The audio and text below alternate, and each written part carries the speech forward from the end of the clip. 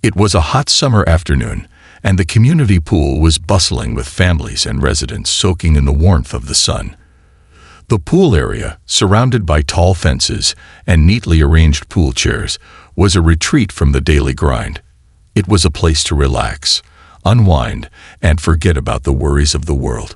People were lounging on chairs, children were splashing in the shallow end, and the gentle ripple of water against the tiles created a calming backdrop. Amara, a black woman in her early 30s, had just finished her workout at the local gym. With a large beach bag slung over her shoulder and a towel wrapped around her body, she walked toward the pool. It had been a long, tiring week, and she was looking forward to some peace and quiet. Amara loved this pool with its clean, cool water and peaceful ambience. It was a perfect spot to relax and clear her mind. She placed her towel on one of the lounge chairs, laid out her bag, and dipped her feet into the cool water. For a moment, everything felt perfect. The warm sunlight on her skin, the gentle breeze, and the sound of laughter in the air. It was just what she needed to unwind. But within minutes, her peaceful moment was shattered. A voice cut through the air, sharp and demanding. "Excuse me, you can't be here," the voice said. Amara turned to see a woman standing near the edge of the pool.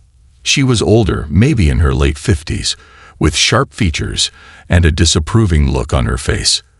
The woman was impeccably dressed in a pale pink blouse and beige pants, the kind of attire you'd expect for a business meeting, not a poolside. Her hair was perfectly styled, and she looked as though she had been in charge of something for a long time. "Sorry?" Amara asked, confused. The woman's expression didn't soften. "I said, you can't be here. This is a private pool. You don't belong here." Amara blinked, unsure if she had heard correctly. She had been coming to this pool for months, and no one had ever said anything to her. The pool was open to residents, and as a member of the community, she had every right to be there. "Excuse me," Amara repeated, her voice now tinged with confusion. "I live here. I pay my dues. I have every right to be here." The woman's lips curled into a sneer, as if Amara's words didn't matter at all. "You don't belong in this pool," she insisted, her voice rising. "You people are always causing trouble. You should leave."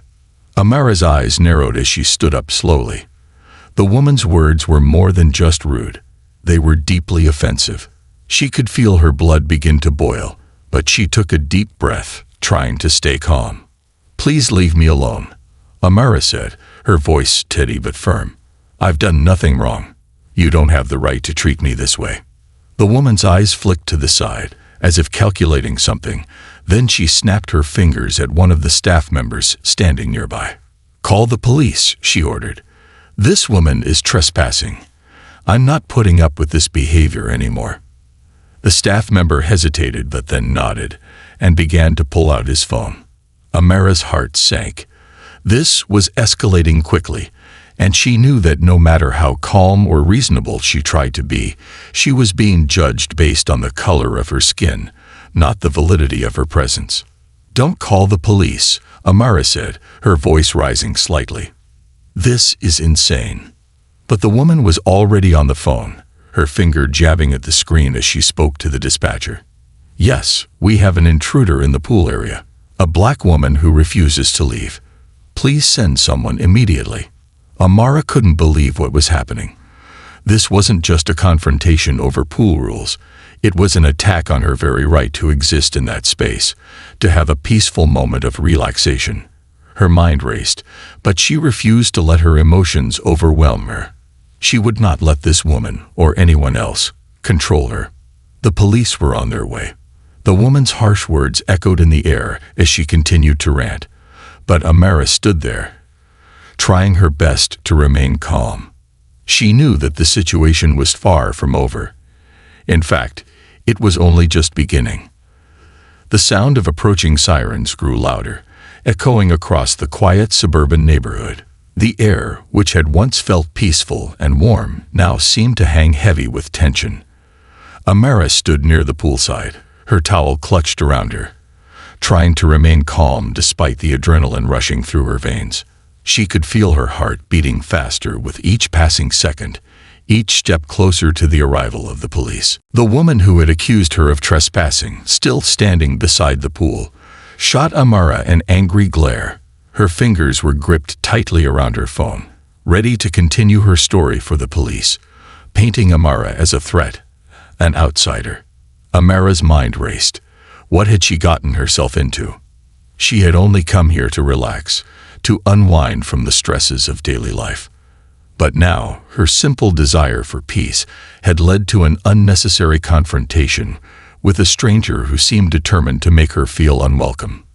Amara tried to remind herself to breathe, to stay calm. She had done nothing wrong. She had every right to be there, but the uncertainty of what was about to happen, the police arriving, the unknown officer's reactions, the possible outcome, made her feel like she was walking into a storm. A few moments later, 2 police cars pulled up, their flashing lights illuminating the pool area. The woman who had called the police stood straighter now, a sense of authority in her posture as she pointed toward Amara. "They're here," the woman said smugly, stepping aside to make room for the officers. Amara's breath hitched as she turned her head to face the officers. The first officer was a tall woman with a calm, yet authoritative presence. Her dark eyes took in the scene quickly, noting the woman who had called them and Amara standing by the pool. The second officer, a man with short blonde hair, stood next to her, his arms crossed, scanning the area. "Ma'am," the female officer addressed Amara first. Her voice was neutral, but there was something about the way she looked at Amara that made her uneasy. "What seems to be the issue here?" Amara swallowed hard, trying to keep her voice steady. "There's no issue. I'm a resident of this community, and I've done nothing wrong. I've been coming here for months now." The woman who had called the police immediately interrupted, her voice high-pitched and accusing. "She's lying. She's trespassing. I don't know who she is, but she's not welcome here. She's causing a disturbance and refuses to leave." The male officer stepped forward and turned to the woman who had made the accusation. "Ma'am, calm down. We need to hear both sides of this." Amara could feel her frustration building. The way the woman was speaking, the way she had already decided Amara was in the wrong without any real proof, was maddening. She wanted to shout, to call out the injustice, but she held herself back. She knew it wouldn't help the situation. The female officer turned to the woman again, nodding slightly. "I'll need to take your statement as well, but for now, I'd like to hear from the person who's being accused. I'm sure there's been a misunderstanding." Amara could feel the eyes of the 2 officers on her now, waiting for her to explain herself. She took a deep breath and began to speak, her voice shaking only slightly. "I'm a resident of this community. I live right down the street. I've been coming to this pool for a while now, and I've never had any issues before. I don't know why she's accusing me of trespassing." The officers exchanged a look, their expressions still unreadable. The female officer glanced at the woman accusing Amara, clearly not convinced by her story. "We need to verify your claims, ma'am." "Just a moment." As the officers pulled out their phones, Amara's eyes locked onto the woman who had called them. There was something about her that didn't sit right with Amara. The way she was glaring at her, as if she had already made up her mind about who was guilty. Amara was starting to understand what this was really about. It wasn't about rules or community policies. It was about something deeper. The woman didn't want Amara in the pool because she didn't look like the other people who came here. And that was all it took for her to turn a simple visit into an ordeal.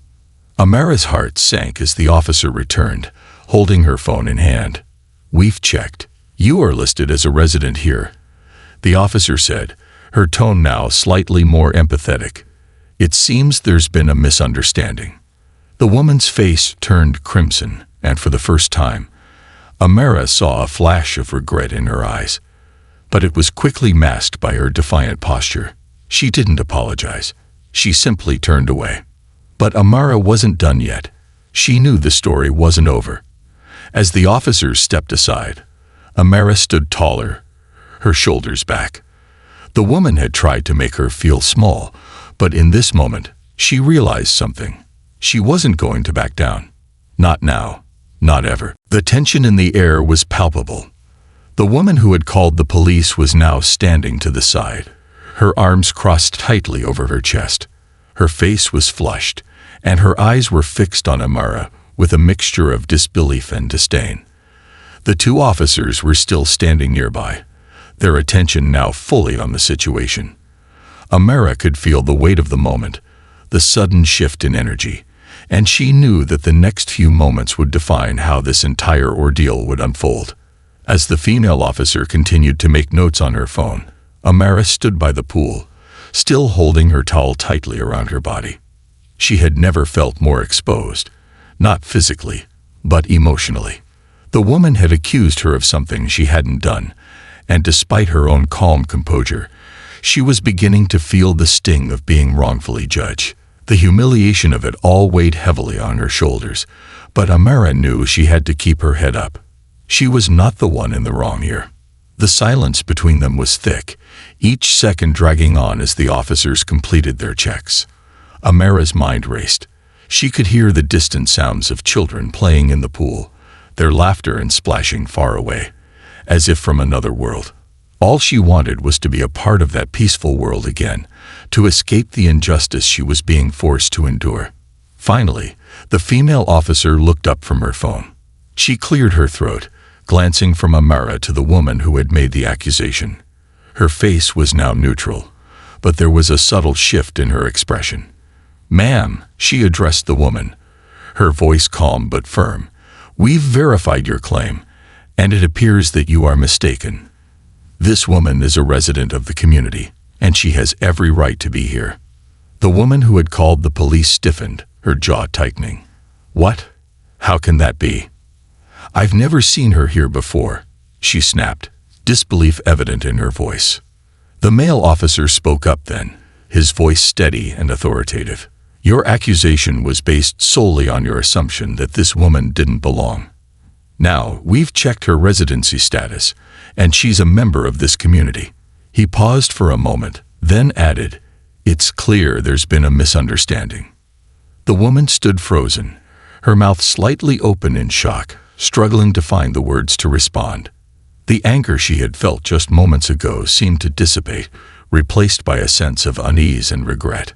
But rather than admit her mistake, she just huffed, muttering something under her breath. Amara, still standing with her towel wrapped around her, felt a flicker of triumph. She had been vindicated, but the victory felt hollow. This woman had put her through so much, accusing her in front of strangers, and wasting everyone's time. Yet, Amara refused to let the situation control her. She would not let this woman's prejudice take any more of her peace. "I've done nothing wrong," Amara said quietly, her voice steady but full of quiet resolve. "I've lived here for years, and I have every right to be here. This isn't about the rules of the pool. It's about me being judged before I even had a chance to explain myself. You didn't even give me a chance to speak." The woman's eyes flicked toward her, but she refused to meet Amara's gaze. Instead, she turned away slightly, her posture stiff and defensive. There was no apology, no acknowledgement of the hurt she had caused. She simply stood there, silent. Amara could feel the weight of her words settling in the air. She knew that what had happened wasn't just a simple misunderstanding. It was more than that. The woman had seen her as an outsider, an intruder based solely on her appearance. And that, Amara realized, was what had made the entire situation escalate so quickly. It wasn't about the pool rules. It was about the assumptions people made about her, just because of the color of her skin. The officers, seeing that the situation had reached an impasse, exchanged a look. The male officer cleared his throat. "Ma'am, I think you need to understand that the accusation you made was based on your own biases, not on any facts. We'll need to take a statement from you about this, but I suggest you reflect on your actions here." The woman's face flushed deeper, her hands trembling slightly as she fumbled for words. She finally looked at Amara, her eyes darting quickly, but she still couldn't bring herself to apologize.